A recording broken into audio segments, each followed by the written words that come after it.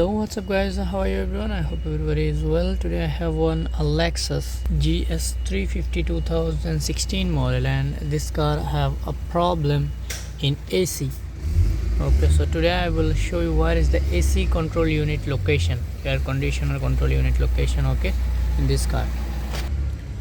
See, this is passenger side. I remove a full whole glow box, okay, and here you can see one unit. Now I remove and I will show you this one AC control unit.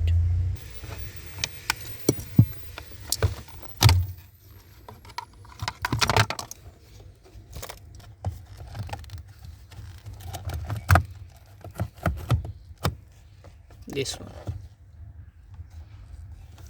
you can see wire go in servo motor and everything.